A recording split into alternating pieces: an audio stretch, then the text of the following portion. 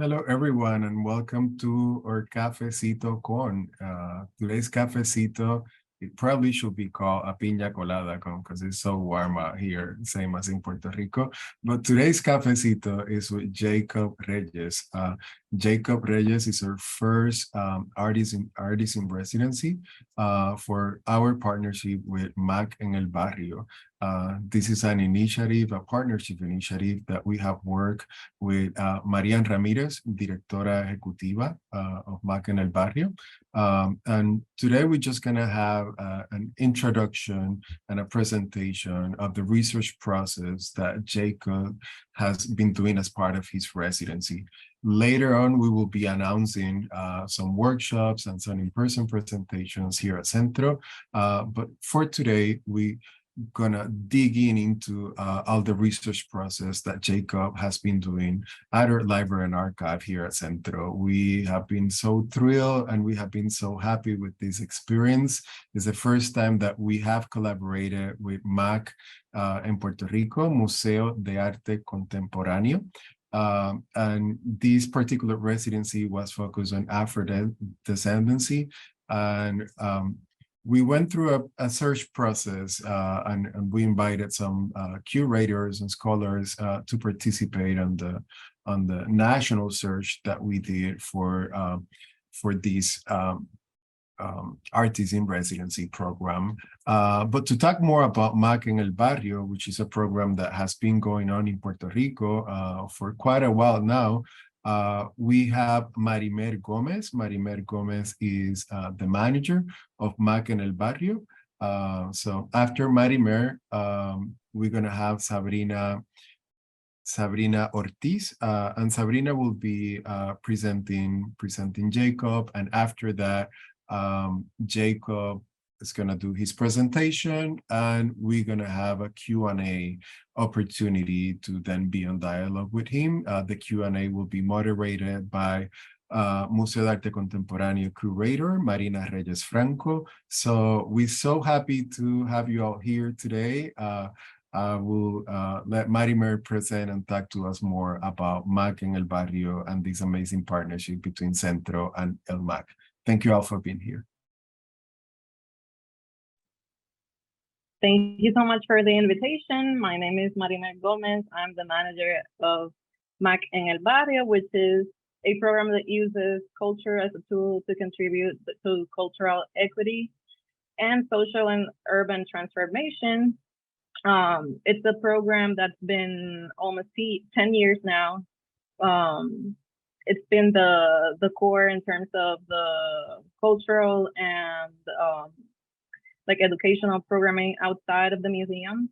So it's basically taking the museum outside of its walls to bring it to the community. So the three main focus or branches that the program has would be the artistic workshops that are focused on different or targeted towards different communities in the island. We also have the cultural programming, or calendar, which would be, like it includes the podcast that the museum has in Spotify, which is called El Podcast del MAC. It also has the series of panel discussions, which is called Diálogos Comunitarios, where we bring different stakeholders, like let's say artists, cultural managers, or gestores culturales. I'm not sure how to say that in English. Sorry. So yeah, like we bring them together to have a discussion around a topic that is related to the exhibitions that we have on view. So the dialogue is also open to the public to, like, as a part of a Q&A, and it's recorded and published in different platforms. And then we also have the artist commissions like this one. So we're really excited to have our first artist commission outside of the Puerto Rico, focusing on the diaspora in the United States and in New York. So we're really excited about that. Thank you so much again for this opportunity.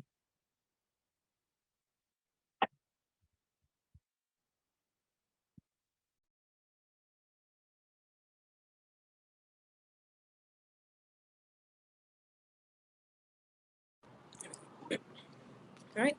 Hi, everyone. Good afternoon. Thank you, Marimer. So first of all, I'm Sabrina Ortiz. I am the Arts and Culture Assistant at CENTRO, and I will be introducing our artist in residence, Jacob. So Jacoub Reyes is an interdisciplinary artist based in South Florida, primarily working in printmaking and large-scale installation. His work utilizes experimental techniques to unravel his complex mixed cultural heritage to build an imagined future based on belonging and resistance. He has had exhibitions and interactive public performances at the Asian Art Museum, the Chris Bellard Art Museum, Frontera Gallery, Urbana Guadalajara, among others. Reyes has received awards and fellowships, including being the 2023 Joan Mitchell Fellowship nominee. Reyes is the artistic director for the City of Boynton Beach Quantum Eco Park and president of the Florida Printmakers Society. Notable residencies include the Mac en el Barrio residency at Hunter College and Moss House BIPOC Artist Residency in 2021. Reyes received his BFA from the University of Central Florida in 2013, where he was awarded the J.R. Hope Scholarship. And yeah, that's our Jacob Reyes.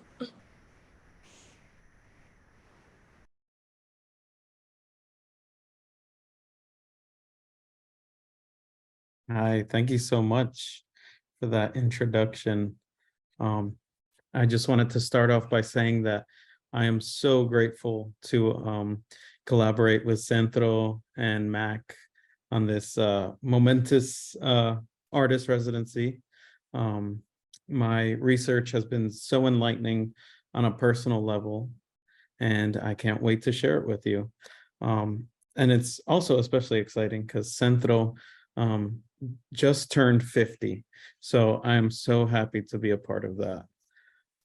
So I will get this presentation shared.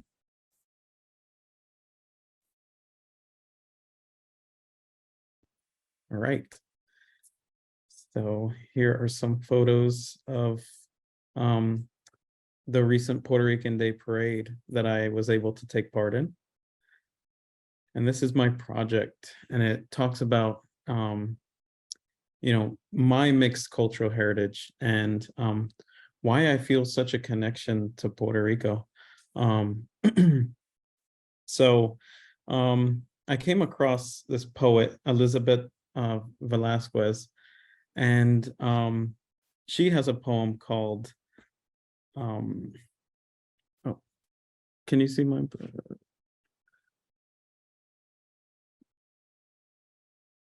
I think we have technical, okay. We can see my presentation, perfect.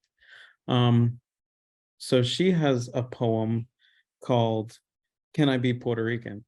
And I thought that was a really interesting, there was a really interesting conversation happening on Instagram about who can and can't be Puerto Rican. And she's based in New York, and she's obviously from the diaspora. So her sentiment was basically like, if I feel this thing inside me, if I take part of all these cultural customs and all these different things, does that qualify me to be Puerto Rican? Or do I have to, be born on the island? Wait. Do I have to be born on the island? I think we have technical difficulties. Let's see here. Can everyone see my presentation? Let's see here.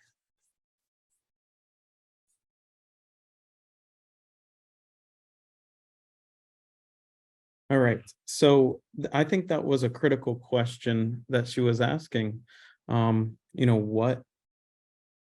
What makes me Puerto Rican? What makes us Puerto Rican? Is there a hierarchy? So that led and kind of unraveled into this project. So what I did was I went into the archives and I created a list of different materials that I wanted to access, which included things that are not yet archived. So that was really exciting to have the first kind of crack at these materials. And they all detail the diasporic experience in different ways, whether it be through photography, what else? Film. We had diaries, poems. I mean, curator writings and exhibition pamphlets. I mean, the list goes on. It was really exciting to sift through thousands of documents while I was at CENTRO. So yeah, I wanted to give you a little bit of background for who I am and what inspired me to start this project. So I am actually Puerto Rican, Cuban, and Pakistani.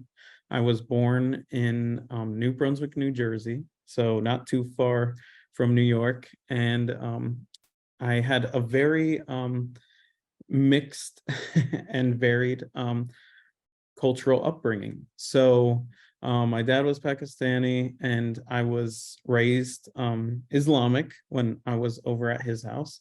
And when I went back to my mom's house, I actually practiced Catholicism. So you can imagine how different those two things are, because when I was a kid, I would go to the luau with my Puerto Rican family, and we would eat lechon and all those things. And then I go back to my dad's house, and that is actually forbidden. So it was a really interesting upbringing.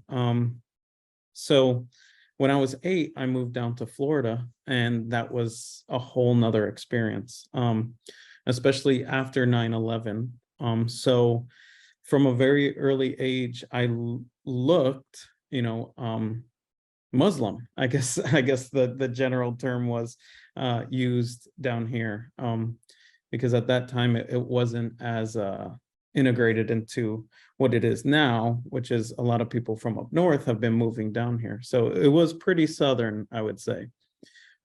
So as a kind of coping mechanism, I really kind of threw away that side of my culture, of my upbringing. So I started to basically, deny parts of myself that made me me, which was really difficult because, I was associated with, terrorism and all these other things that were, being pushed onto the American people. So that was an interesting upbringing. Along with that, I also found safety within my Puerto Rican family. They raised me. They accepted me as I was, and that is something that I'm truly, grateful, because a lot of them were more, purebred. They were, mixed with Puerto Rican and Puerto Rican. So they had that, standard, and for them to, accept me and treat me like family was definitely a blessing. So my artistic practice, there are no barriers, and that's really because I don't really see barriers within myself either. Where are those lines drawn? And you'll see later on in the piece that I'm making for this residency, that it kind of encapsulates that idea of this intertwining of, is the Pakistani side invasive?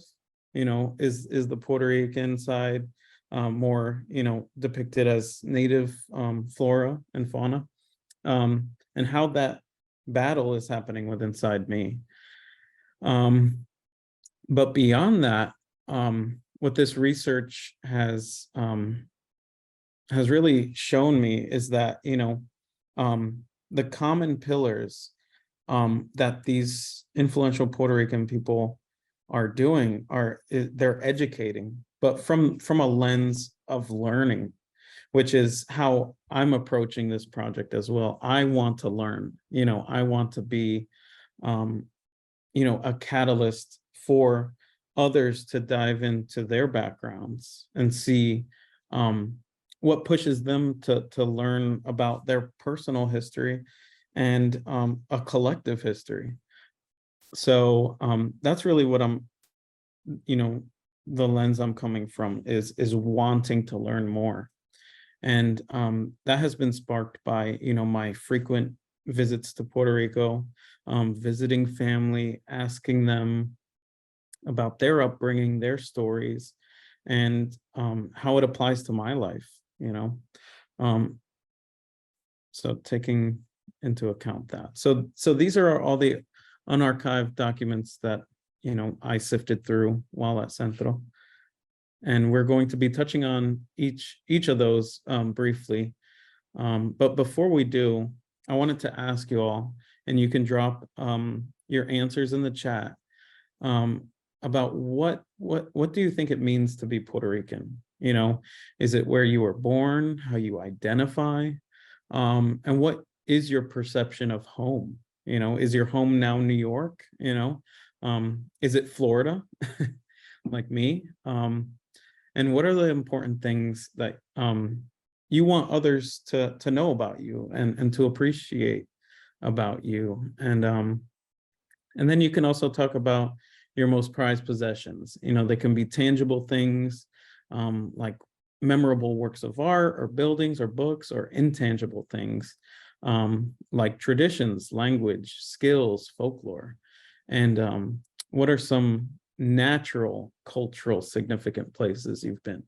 So those are some questions to think about, and you can drop your answers in the chat, and I would love to include them in this website that I'm building, that's going to detail all this research. And it'll be like an interactive website where you can, email and submit your experiences to really broaden the idea of what it means to be Puerto Rican and be a part of the diaspora as well. So while I was doing my research, I had the opportunity to walk in the Puerto Rican Day Parade along with CENTRO. Yeah, it was just amazing. It really put into perspective a lot of things, and it really felt like a once in a lifetime experience. What it made me realize was our connectivity and this collective feeling that we have, to come together and represent a nation, a whole country, that is Puerto Rico. So this was a really eye-opening piece of the project, which was the Distinguished Puerto Rican Prints and Posters collection. In this collection, I was going through hundreds of images, trying to find common things that popped up. So what I saw a lot of, which you will see these themes connecting almost all these artists that I looked at, were workers' rights, these revolutionary ideas of community, of coming together through love and through care for one another. I think those ideas are revolutionary, and with the advent of technology and all these things, we see less and less of that. So that really inspired and encouraged me to continue to investigate, these prominent people that kept on showing up, like Pedro Albizu Campos, Lolita Lebron. There was a Bentances. There were so many people that continued to show up, and I wanted to highlight those people. I also picked an image, a couple of images of rest, and I think that is also a revolutionary idea that that I am trying to embrace in my own practice. I think as a person of color, sometimes our work is and our labor is exploited, and that really has a heavy history in Puerto Rico as well, and in New York, which is why I think labor rights are so important. So and why I think rest is important, and that we all need rest, and that is a revolutionary thing. So these are some of the select images that really made me think and kind of apply more context to what I want to say within my art as well. So Puerto Rican artists in the diaspora really challenged the visual language in America, as you can see. I mean, they brought different techniques, experimental techniques, really bold lines and complex compositions along with bold colors. And they pushed the envelope, I feel, on disseminating information, which really developed communities. So I have like a little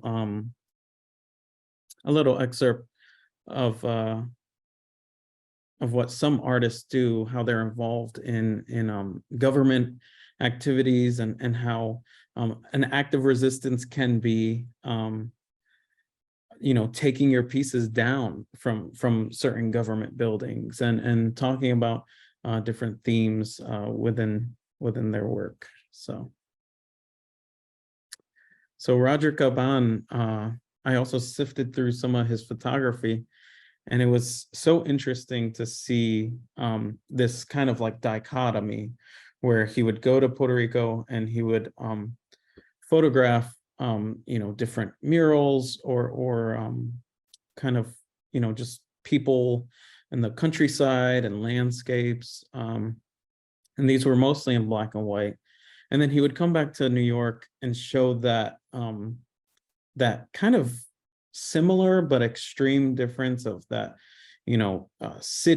cityscape with the tracks, but they're so similar, because the sugarcane industry in Puerto Rico built that whole infrastructure of the train system and all that. And then you go to New York and that's what everyone's riding, is the subways. So that was interesting to see those two things together. And I think it was really powerful. I don't think he necessarily,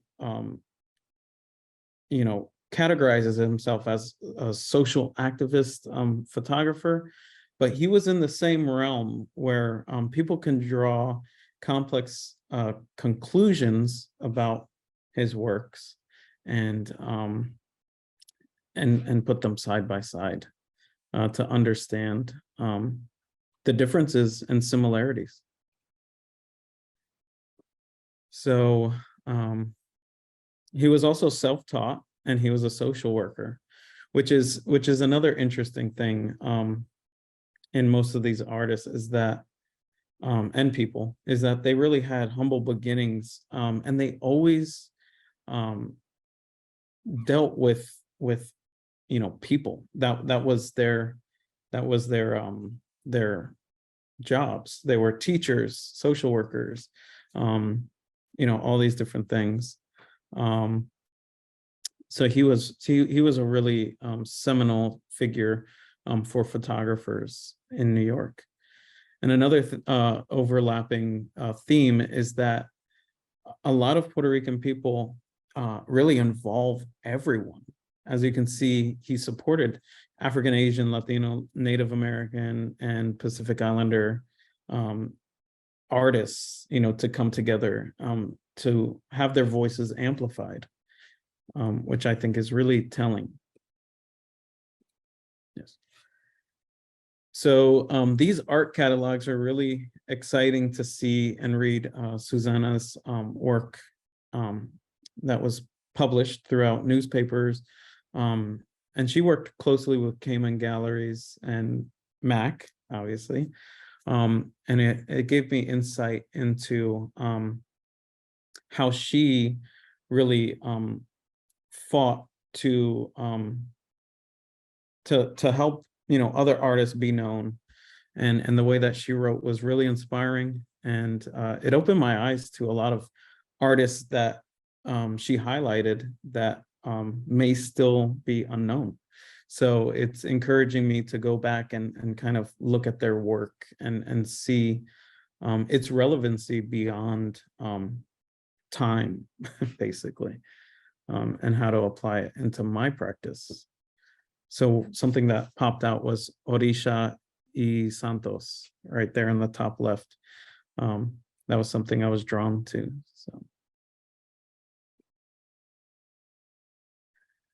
So like I said, she not only highlighted Puerto Rican artists, she kind of took on all of Latin America, and she really raised awareness, especially in New York, and I would say the world, on these different movements taking place.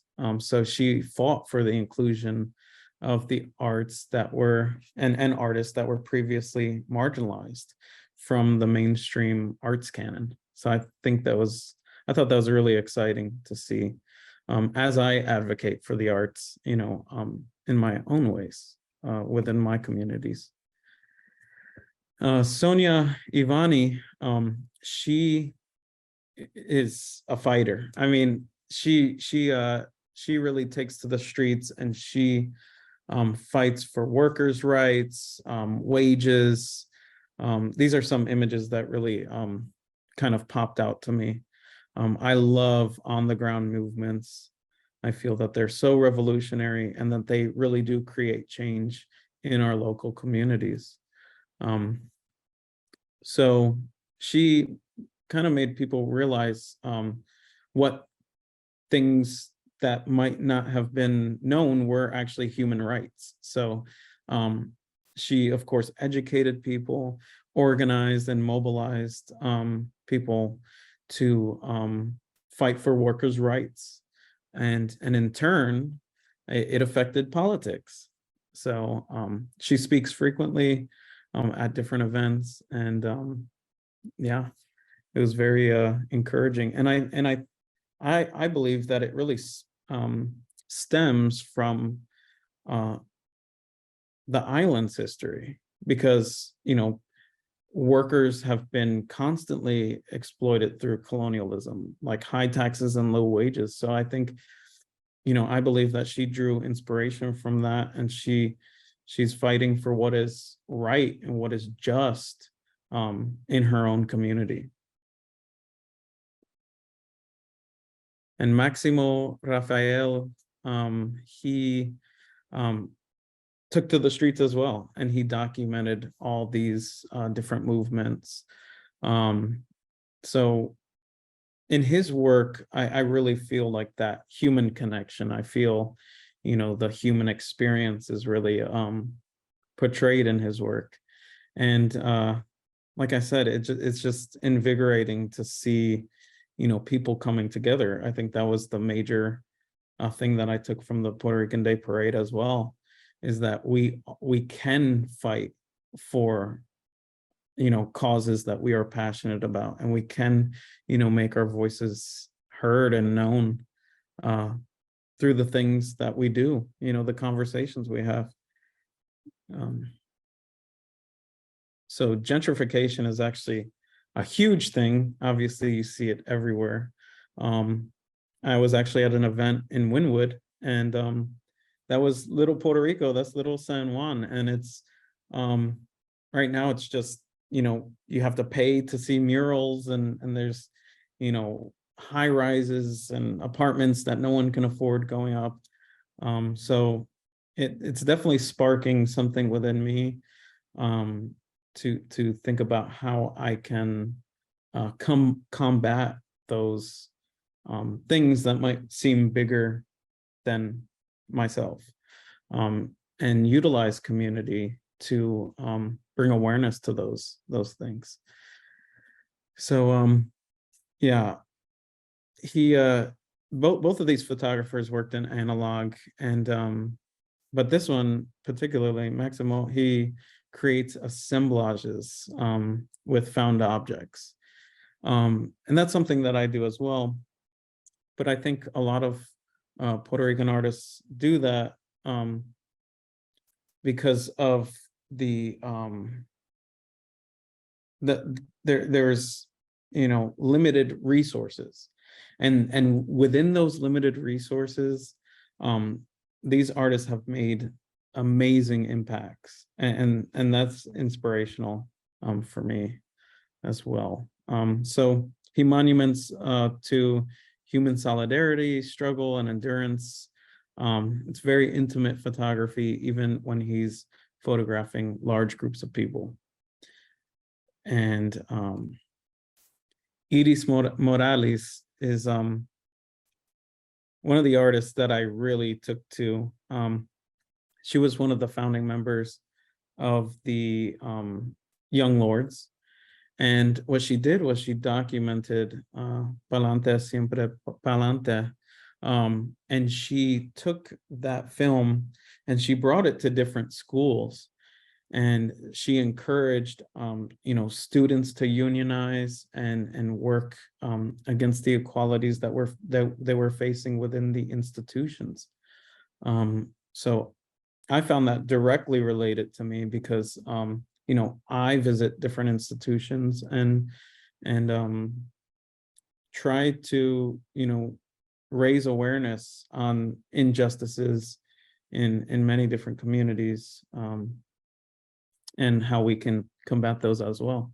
The interesting thing that I did read was that the Young Lords basically disintegrated because there was a lot of differing opinions, and they thought that the work that was being catalyzed in New York would work on the island in Puerto Rico, and that wasn't the case. Actually, when they went to Puerto Rico, people were like, not very accepting of their movements or their ideas. They came with these preconceived notions of, oh yeah, this is going to work.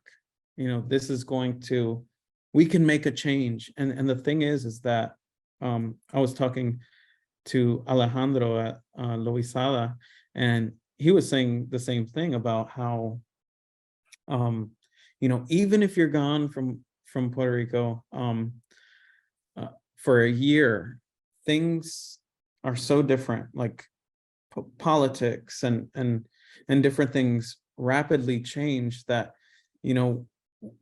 when you're gone for such a short amount of time, it's totally different. So, this type of project really put into light, because I always feel a need to want to contribute in some way, for the island. And it really comes down to, talking with people, discussing their needs, taking those into account, because you really can't just think or put yourself in anyone's position. You have to hear it from different people. So it really gives me some ideas on how to mobilize and empower. Really, the basis is empowering each other, to create these ripple effects that involve change. So here's some things. Not only was she part of the Young Lords, she actually fought the inequalities within the Young Lords, because it was a male-dominated group. So she obviously fought for more representation for women, and yeah, she's very inspirational. There's a couple of quotes here. We must document our history. If we don't, it will be as if it never happened. So I also enjoyed reading through these letters that people wrote to her from jail, talking about how much the documentary it kind of invigorated them and wanted them to learn about their own history. So that was very touching. And from a different side of things, what I found was in Harriet Wagner's papers was, she was a teacher, that moved from mainland America and came and went to Puerto Rico. And she was set apart in very different, ways. She was, part of, the high social class. She was very disconnected from the people of Puerto Rico. And she was also teaching them. So I thought that was an interesting kind of juxtaposition between all these educators fighting for a shared cause, and then someone coming from the mainland as an American and kind of being against everything. So I found that contrast really intriguing. Some diary entries that she had, kind of where she was even saying that she kind of created this tropical paradise in her mind before she moved. And when she did move, she found out that she felt that it was as mundane as North Dakota. So I thought that was really a weird sentiment, but when you later read on, it really stems from her loneliness and depression, which she really pushed onto other people. So there's she was actually pretty racist, and she was an interesting character. So I think it provided a different view of the un-American spending time and being in Puerto Rico. So I thought that was an interesting take. So my grandma lives in a small town in New Jersey, where I basically grew up. And I was listening to an interview about counter archiving, and which is the process of kind of interrogating the logic of archives. So what I decided to do was actually archive or counter archive Nana's apartment. And I started questioning, what, validates information, experiences, ideas, and what makes them worthy of going into an archive. So I started documenting all these, even, for some people, somewhat mundane artifacts, and I'm reframing them to add context to them, along with, of course, family photos and stories that I'm gathering from my grandma's stories. So there are some pictures of my great-great-grandfather, my grandma when she was younger, wedding pictures, and multi-generational pictures. So now we're getting to the work that has culminated through this research and integrated itself within my practice. So every time I go to Puerto Rico, I see paste ups, so wheat paste portraits of people on buildings, and they're woodblock prints. And I've always been intrigued by them, and I know, like, I can't really track down the artist for them, but I've always been drawn to them. And I believe that they're from the students at the school there in San Juan, but I'm not too sure. But they've always inspired me to, start wheat pasting and really taking my woodblock practice a step further. So I'm using those as a source of inspiration as well. So printmaking obviously has a long-standing history in Puerto Rico. And what I'm drawn to is it's a very accessible process with very little tools, and you're able to disseminate information quickly. I can make 50 to 100 prints in a couple of hours, and I don't have to draw them out every single time. And what I love about it is the communal aspect about it. It invites the community to participate and have their messages be heard. And I like this quote from La Puerta. It's they took so much away from us that they also took our fear. So I see that as a way of resistance. How can we resist certain kind of impending, these impending feelings? So within that work, I took 3 different plants that are native to different areas. So one plant is native to Puerto Rico, one plant is native to Cuba, and one plant is native to Pakistan.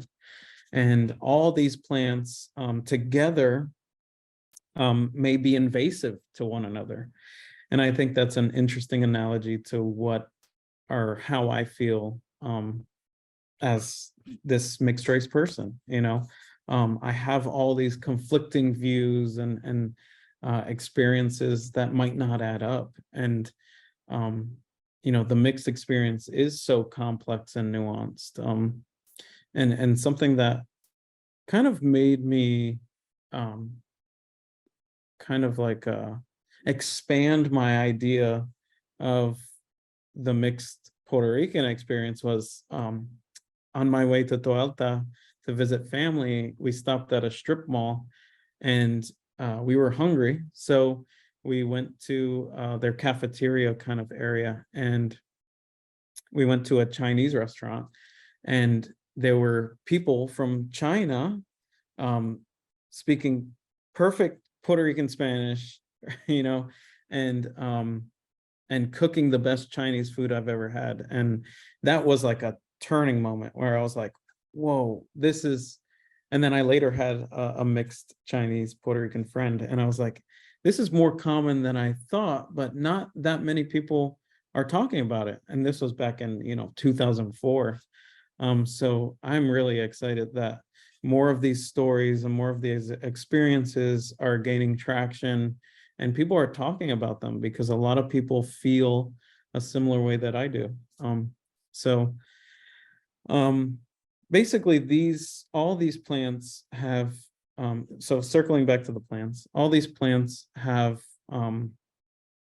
a purpose in, Santeria, which is a syncretic religion that takes Catholicism and African Yoruba roots, and it mixes them together to create a whole new religion. And I really have been studying and learning a lot about that religion throughout my artistic practice.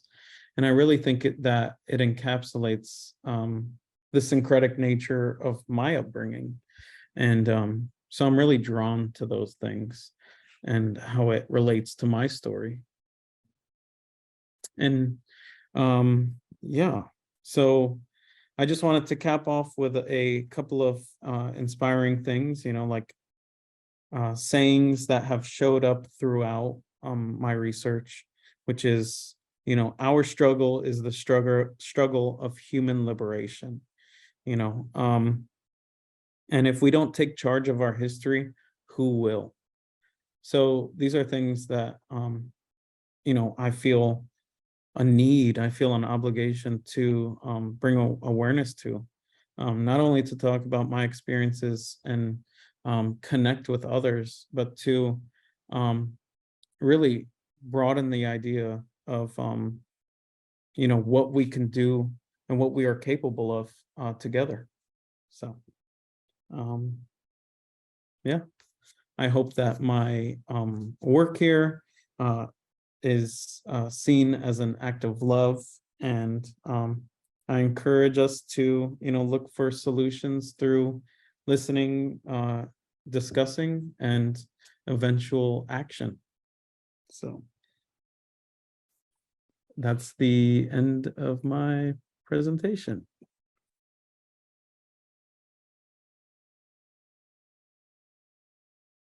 So now we're going to open it up to the chat for any questions or anything. So, thank you. Hi, Jacob. Hi. It's really great to see your presentation, to hear you, and to find out a little bit more, like in more detail, what you've been up to. I want to go into that, but I also want to go into what I guess potential participants of the project in New York in the coming months can also expect from you. Of course, if anyone has any questions, comments, if anything, seems relatable to you, any of the attendees in the, in this Zoom, in this digital world, they can share their experience maybe in the chat section or preferably in the Q&A. So I'm just gonna, dive into this. So you shared basically the documents and collections that you've had access to, but how can you relate this to the work that you've been doing previously? Like how does the work that you're going to be doing now, that you've been developing through this residency, how does that relate to just Jacoub Reyes as an artist before all this? Mm-hmm. How can you position it? Well, I think that there's been, a change as far as the inner work that I've been doing.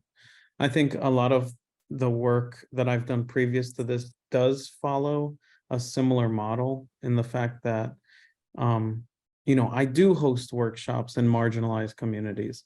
I do raise awareness through different archives about histories that, in Puerto Rico that are constantly kind of gaslit and made to seem like folklore, the colonial view on Puerto Rico's history is always like, oh, that kind of didn't happen, or oh, that kind of, so really, mining these archives that I've been doing throughout my, practice, and bringing awareness to them that are black and white. These are documents that I've found and kind of made them resurface and showed them out to the public so that they see that it is real. These are qualitative and quantitative data that you can access, freely.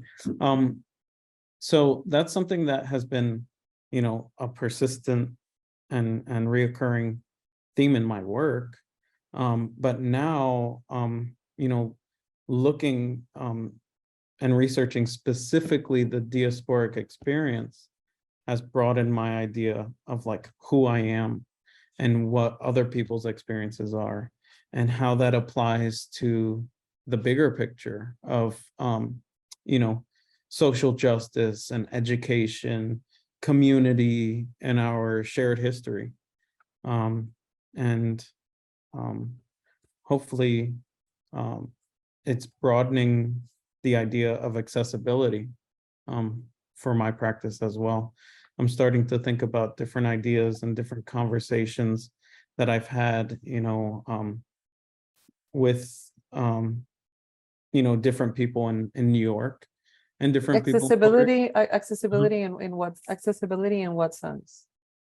As far as how I can make information available to people regardless of their knowledge base, previous knowledge base, or learning ability, age, how can I make all that more accessible to access a broader group of people, because I saw and read all these instances of these kind of on the ground movements, especially with Iris, where she went door to door in her apartment complex because the landlord was doing unjust things. He was raising the rent, and she mobilized people in her own building to fight against that, and I think she was 14 at the time. So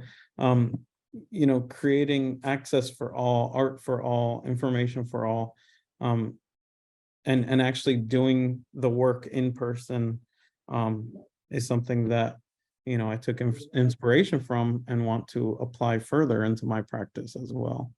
So really connecting on a more personal level with people, not only through art, but through different experiences like stories and conversation and sharing. So yeah, this also bridges like art and education as well. So Yeah. maybe like there are ways in which artworks can reveal things, but also because you are also an educator and you hold and like as part of your practice, you hold workshops and Mhm. this will also be part of the of the residency experience in I don't want to get the dates wrong. I know it's in September, right? So that is another way, I think that a lot of our history is kind of word of mouth for a lot of people, and that like word of mouth and not at the same time, because obviously as we've seen, there is a lot of there are a lot of documents available. There are a lot of publications. There are a lot of photographs and documents and like things that can be quoted. There's actual bibliography, but in like the official education system, particularly in Puerto Rico, and even and if you're in the States, it's it's even more distant, I guess. A lot of people to learn specific things about the history of Puerto Rico, and so even in my own like schooling experience, there was a lot of word of mouth. There was information that I had access to because of my own family's experience, like personal experience. So projects like this really bring to light a lot of aspects of our history and like protagonists of our history that may not be like household names or what is usually retold about Puerto Rico and its people. I would love for you to talk more about the plants that you chose. Okay.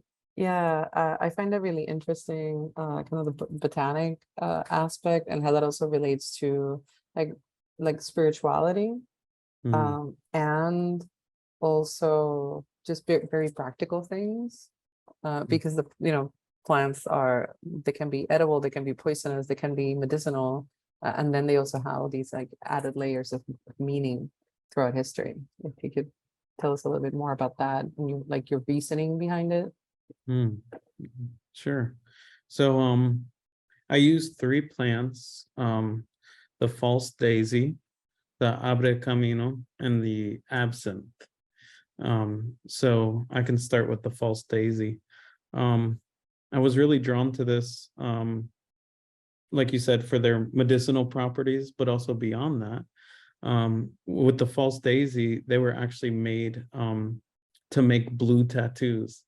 So tattoo culture is something that I love. I mean, I have, tons of tattoos, and it's always been, kind of like a close thing that aligns with my art practice in a way. I think that woodblock carving and tattooing are actually very similar. And making, these plants kind of, entwined within my silhouette kind of looks like a full body tattoo as well. So It's a good sketch for one in the future. Yeah. So I thought it kind of lent itself pretty nicely to that.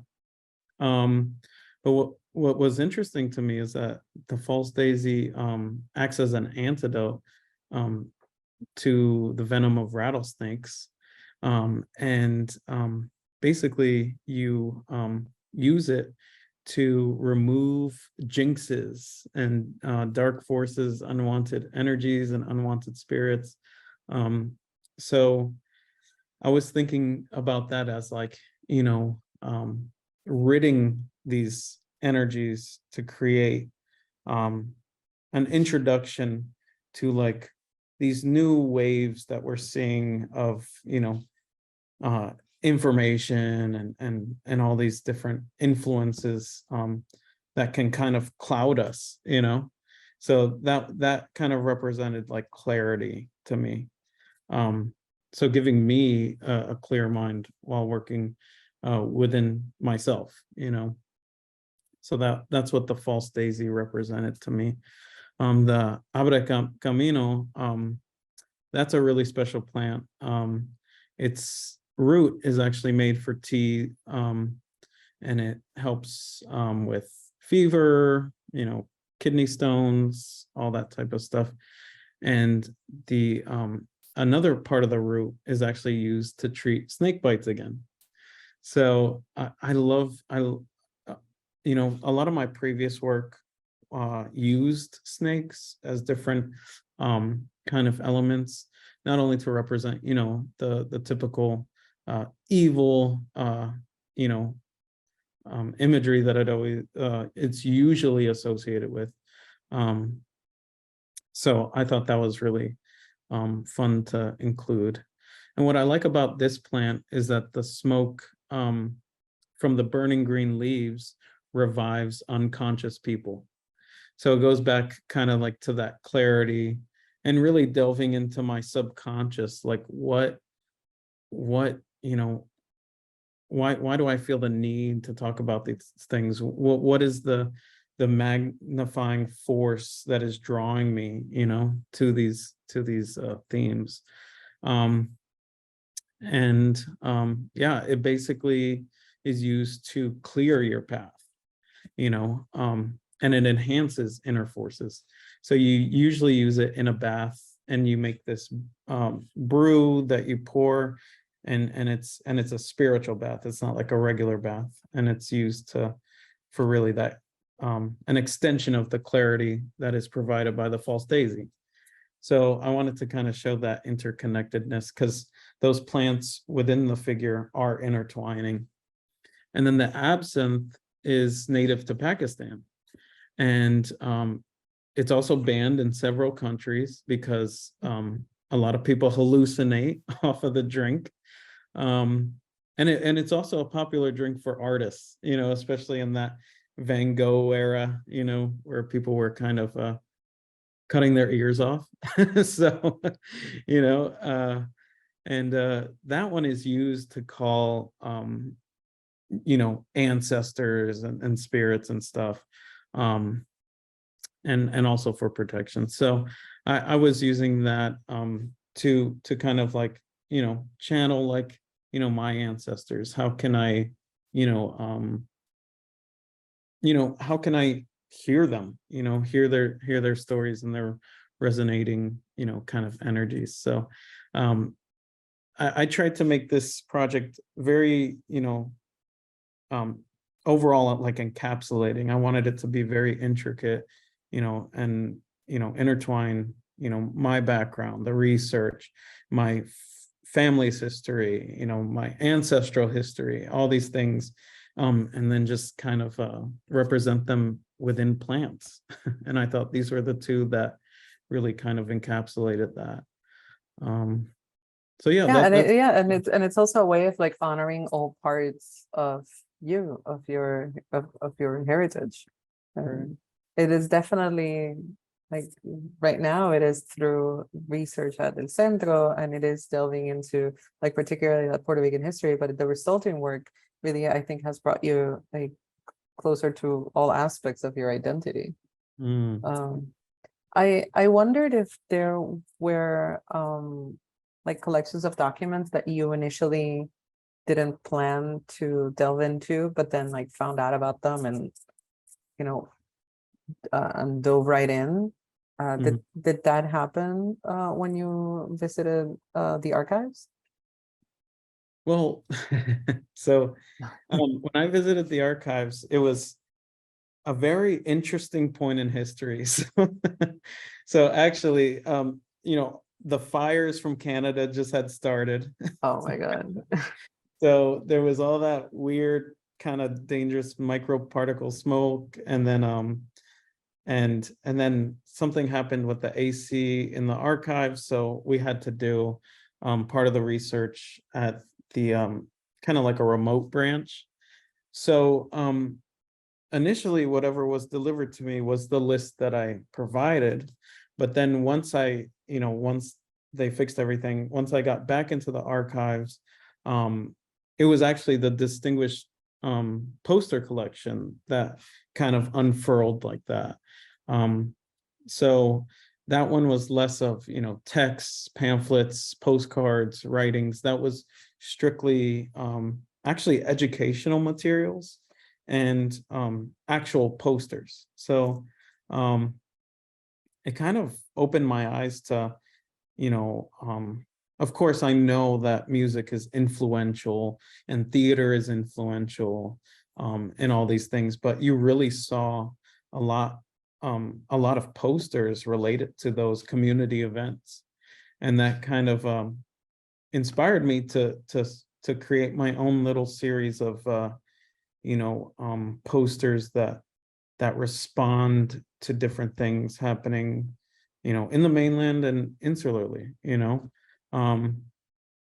so I want, right now I'm making and drafting up a poster for, Law 22 about the tax incentives and the Jones Act, and then also things within my Miami community, and then things within the tri-state area, because all those things are connected to me, so yeah, the distinguished poster collection, basically I sat in front of a computer with like an Excel spreadsheet list, and I was just reading the descriptions, and these weren't planned, and I was just like, I would just pick the number and write it down, and I had about 2 full-size notebook sheets back and front that were totally unexpected things that we pulled. So that's like what? Oh my gosh. Well, I have like, thousands of documents on my external hard drive. I was just sitting there taking pictures of basically everything. So I think I highlighted, obviously some of the posters here, but with the website that I'm creating, it's going to have a little bit more in-depth things that you can look through. So just these books from Rafael Tufino, actually being able to hold those prints, that was like a little geeky printmaker moment where it's like, wait a minute, everyone stand back. I didn't think I was going to be handling, these original, first press copies of books and educational materials that, that attempt to, teach people how to speak, Arawak and stuff like that. There was a very, very interesting things that kind of popped out because a lot of the huge folders had multiple things in there. So there were things that I didn't even think were in the folders that were popping out. Yeah, that you didn't even know that that's what you were going to find. You weren't looking for it. I think that's what's really great, that often in research, you're interested in one thing, and then that, you're bounced to some other area or folder or document that really like helps further illuminate what you were actually interested in. We have a question here, like that it's interesting that the plants are either illegal or hallucinogen. How is that reflected in your artwork, or is it? Wow, that's a pretty cool question. Thank you for that. But before I get into that, shout out Herbert, because he pulled all those documents, and I know he was breaking a sweat.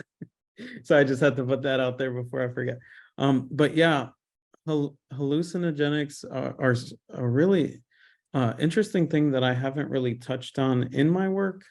I know a lot of plants, are hallucinogenic, but I think that it really lends itself to kind of what I was talking about before, which is the clarity and the reflection, like beyond what you experience here. You're kind of like grounded reflection. It really offers kind of like a two-way mirror into your provides like, subconscious.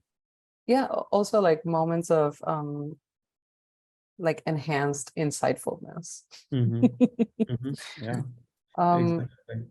well, And we I are, find it, sorry. One more last thing. I just find it a way that it can help healing. That's basically what I think. I mean, there are so many traumas associated, with the human experience, but also, being a person of color, and it's all dependent on your background. So I also see it as a place of healing. So that's all I wanted to say. Sorry about that. no, that's really wonderful. Well, we are approaching the end of this cafecito. I want to thank Jacob, Centro, everybody, Sabrina, the interpreters, Angel at Centro, and Marianne, who's not here with us today. But we're really lucky to be working with you. I was part of the selection process, as was also Humberto Figueroa, Susana Temkin from El Museo del Barrio. And yeah, we're very much looking forward to September. Maybe you can say in like 2 minutes, you can say a little bit more of what can be expected from the rest of the residency. Sure. So the rest of this residency is going to really encapsulate all my research, and I'm going to make a website that's accessible to the public, where you can, send me an email.